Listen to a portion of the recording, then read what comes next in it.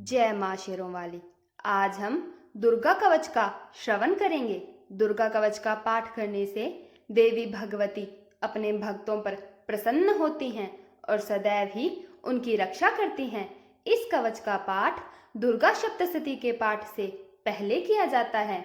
ऋषि मार्कंडेय जी ने कहा, पितामह, जो इस संसार में परम गोपनीय तथा सभी मनुष्यों की सब प्रकार से रक्षा करने वाला है और जो आज तक आपने किसी दूसरे के सामने प्रकट नहीं किया हो, ऐसा कोई साधन मुझे बतलाइए। ब्रह्मा जी बोले, ऐसा साधन तो केवल देवी का कवच ही है, जो गोपनीय से भी परम गोपनीय है, पवित्र तथा संपूर्ण प्राणियों का उद्धार करने वाला है। महामुने, तुम उसे श्रवण करो। देवी की 9 मूर्तियां हैं, जिन्हें नवदुर्गा कहते हैं। उनके पृथक पृथक नाम बतलाए जाते हैं। प्रथम नाम शैलपुत्री है, दूसरी मूर्ति का नाम ब्रह्मचारिणी है, तीसरा स्वरूप चंद्रघंटा के नाम से प्रसिद्ध है, चौथी मूर्ति को कुष्मांडा कहते हैं, पांचवी दुर्गा का नाम स्कंदमाता है, देवी के छठे रूप को कात्यायनी कहते हैं, सातवां कालरात्रि और आठवां स्वरूप महागौरी के नाम से प्रसिद्ध है, नवीं दुर्गा का नाम सिद्धिदात्री है। ये सब नाम सर्वज्ञ महात्मा वेद भगवान के द्वारा ही प्रतिपादित हुए हैं। जो मनुष्य अग्नि में जल रहा हो, रणभूमि में शत्रु से घिर गया हो, विषम संकट में फंस गया हो तथा इस प्रकार भय से आतुर होकर जो भगवती की शरण में प्राप्त हुए हों, उनका कभी भी अमंगल नहीं होता है। युद्ध के समय में संकट पड़ने पर भी उनके ऊपर कोई भी विपत्ति नहीं आती है। उन्हें शोक, दुख और भय की प्राप्ति नहीं होती है। जिन्होंने भक्ति पूर्वक देवी का स्मरण किया है, उनका निश्चय ही अभ्युदय होता है। देवेश्वरी, जो तुम्हारा चिंतन करते हैं, उनकी तुम निस्संदेह रक्षा करती हो। चामुंडा देवी प्रेत पर आरूढ़ होती है, वाराही भैंसे पर सवारी करती है, ऐन्द्री का वाहन ऐरावत हाथी है, वैष्णो देवी गरुड़ पर आसन जमाती है, माहेश्वरी देवी वृषभ पर आरूढ़ होती है, कौमारी का वाहन मयूर है, भगवान विष्णु की प्रियतमा लक्ष्मी देवी कमल के आसन पर विराजमान है और हाथों में कमल धारण किए हुए हैं। वृषभ पर आरूढ़ ईश्वरी देवी ने श्वेत रूप धारण कर रखा है। ब्राह्मी देवी हंस पर बैठी हुई हैं और सब प्रकार के आभूषणों से विभूषित हैं। इस प्रकार ये सभी माताएं सब प्रकार की योग शक्तियों से संपन्न हैं। इनके सिवा और भी बहुत सी देवियां हैं, जो अनेक प्रकार के आभूषणों की शोभा से युक्त तथा नाना प्रकार के रत्नों से सुशोभित हैं। ये संपूर्ण देवियां क्रोध में भरी हुई हैं और भक्तों की रक्षा के लिए रथ पर बैठी हुई दिखाई देती हैं। ये शंख, चक्र, गदा, शक्ति, हल और मूसल, खेटक और तोमर, परशु, पाश, कुंत और त्रिशूल एवं उत्तम शारंग, धनुष आदि अस्त्र शस्त्र हाथों में धारण करती हैं। दैत्यों के शरीर का नाश करना और भक्तों को अभय दान देना और देवताओं का कल्याण करना ही इनके अस्त्र शस्त्र धारण करने का उद्देश्य है। महान रौद्र रूप, अत्यंत घोर पराक्रम, महान बल और महान उत्साह वाली देवी, तुम महान भय का नाश करने वाली हो। तुम्हें नमस्कार है। तुम्हारी ओर देखना भी कठिन है। शत्रुओं का भय बढ़ाने वाली जगदम्बिका देवी, मेरी रक्षा करो। पूर्व दिशा में ऐन्द्री देवी, मेरी रक्षा करो। अग्निकोण में अग्नि शक्ति, मेरी रक्षा करो। उत्तर दिशा में कौमारी और ईशान कोण में शूलधारिणी देवी, मेरी रक्षा करो। ब्राह्मणी, तुम ऊपर की ओर से मेरी रक्षा करो। वैष्णवी देवी, तुम नीचे की ओर से मेरी रक्षा करो। इसी प्रकार सबको अपना वाहन बनाने वाली चामुंडा देवी, 10 दिशाओं से मेरी रक्षा करो। जया आगे से और विजया पीछे से मेरी रक्षा करो। वाम भाग में अजिता और दक्षिण भाग में अपराजिता देवी, मेरी रक्षा करो।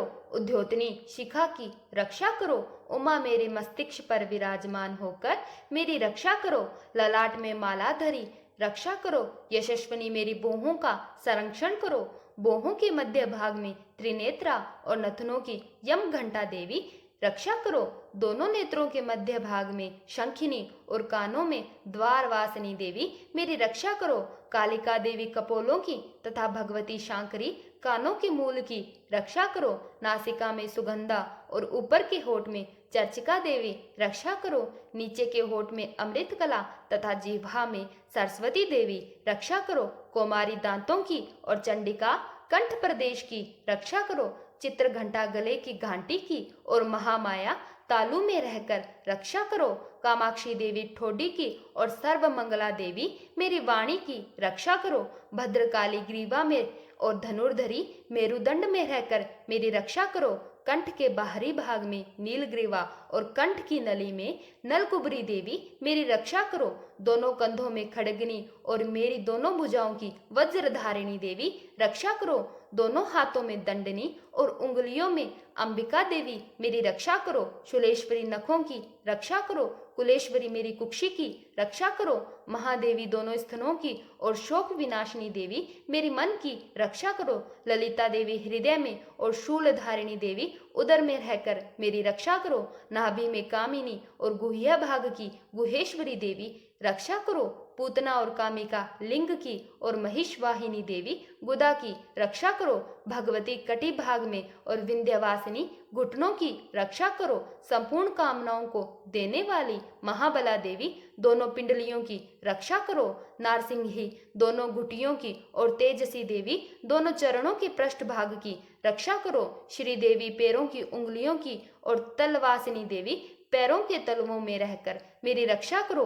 अपनी धाड़ों के कारण भयंकर दिखने वाली दृष्टाक्राली देवी मेरे नखों की और उद्धर्व केशनी देवी मेरे केशों की रक्षा करो। रोमावलियों के छिद्रों में कोबेरी और त्वचा की वागेश्वरी देवी रक्षा करो। पार्वती देवी रक्त मज्जा वसा मांस हड्डी और मैथे की रक्षा करो। आंतों की कालरात्रि और पित्त की मुक्तेश्वरी देवी रक्षा करो। मूलाधार आदि कमल कोशों में पद्मावती देवी और कफ में चूड़ामणि देवी स्थित होकर मेरी रक्षा करो। नख के तेज की ज्वालामुखी देवी रक्षा करो। जिसका किसी भी अस्त्र से भेदन नहीं हो सकता, वह अभेद्य देवी शरीर की समस्त संधियों में रहकर मेरी रक्षा करो। ब्राह्मणी आप मेरे वीर्य की रक्षा करो। छत्रेश्वरी देवी छाया की रक्षा करो तथा धर्मधारिणी देवी मेरे अहंकार मन और बुद्धि की रक्षा करो। हाथ में वज्र धारण करने वाली वज्रहस्ता देवी मेरे प्राण अपान व्यान उदान और समान वायु की रक्षा करो। कल्याण से सुशोभित होने वाली भगवती कल्याण शोभना मेरे प्राणों की रक्षा करो। रस रूप गंध शब्द और स्पर्श इन विषयों का अनुभव करते समय योगिनी देवी मेरी रक्षा करो तथा सत्व गुण रजोगुण और तमोगुण की रक्षा सदैव नारायणी देवी करो। वाराही आप मेरी आयु की रक्षा करो। वैष्णवी देवी धर्म की रक्षा करो तथा चक्रिणी देवी यश कीर्ति लक्ष्मी धन तथा विद्या की रक्षा करो। इंद्राणी आप मेरे गोत्र की रक्षा करो। चंडिके आप मेरे पशुओं की रक्षा करो। महालक्ष्मी पुत्रों की रक्षा करो और भैरवी देवी मेरी पत्नी की रक्षा करो। मेरे पथ की सुपथा तथा मार्ग की क्षमा करी देवी रक्षा करें। राजा के दरबार में महालक्ष्मी रक्षा करें तथा सब ओर व्याप्त रहने वाली विजया देवी संपूर्ण भयों से मेरी रक्षा करें। देवी जो स्थान कवच में नहीं कहा गया है अतएव रक्षा से रहित है, वह सब भी तुम्हारे द्वारा सुरक्षित हो, क्योंकि तुम विजयशालिनी और पाप विनाशिनी हो। यदि मनुष्य अपने शरीर का भला चाहता है तो उसे बिना कवच के कहीं भी नहीं जाना चाहिए। कवच के द्वारा सब ओर से सुरक्षित मनुष्य जहां जहां भी जाता है वहां वहां उसे धन लाभ होता है तथा संपूर्ण कामनाओं की सिद्धि करने वाली विजय की प्राप्ति होती है। वह जिस जिस अभिष्ट वस्तु का चिंतन करता है उसको निश्चय ही प्राप्त कर लेता है। वह पुरुष इस पृथ्वी पर तुलना रहित महान ऐश्वर्य का भागी होता है। कवच से सुरक्षित मनुष्य निर्भय हो जाता है तथा युद्ध में उसकी पराजय नहीं होती है। वह तीनों लोकों में पूजनीय होता है। देवी का यह कवच देवताओं के लिए भी दुर्लभ है। जो प्रतिदिन नियम पूर्वक तीनों संध्याओं के समय श्रद्धा के साथ इसका पाठ करता है उसे देवी कला प्राप्त होती है तथा वह तीनों लोकों में कहीं भी पराजित नहीं होता है। तथा दीर्घायु को प्राप्त करता है। मकरी, चेचक और कोढ़ आदि उसकी संपूर्ण व्याधियां नष्ट हो जाती हैं। कनेर, भांग, अफीम, धतूरे आदि का स्थावर विष, सांप और बिच्छू आदि के काटने से चढ़ा हुआ जंगम विष तथा एहिफेन और तेल के संयोग आदि से बनने वाला कृत्रिम विष, ये सभी प्रकार के विष दूर हो जाते हैं, उनका कोई भी असर नहीं होता है। इस पृथ्वी पर मारण, मोहन आदि जितने भी अभिचारक प्रयोग होते हैं तथा इस प्रकार के जितने भी मंत्र यंत्र होते हैं, वे सब इस कवच को हृदय में धारण करने वाले उस मनुष्य को देखते ही नष्ट हो जाते हैं। ये ही नहीं, पृथ्वी पर विचरण करने वाले ग्राम देवता, आकाशचारी देव विशेष, जल के संबंध से प्रकट होने वाले गण, उपदेश मात्र से सिद्ध होने वाले निम्न कोटि के देवता, अपने जन्म के साथ प्रकट होने वाले देवता, कुल देवता, माला, डाकिनी, शाकिनी, अंतरिक्ष में विचरण करने वाले भयानक डाकिनियां, ग्रह, भूत, पिशाच, यक्ष, गंधर्व,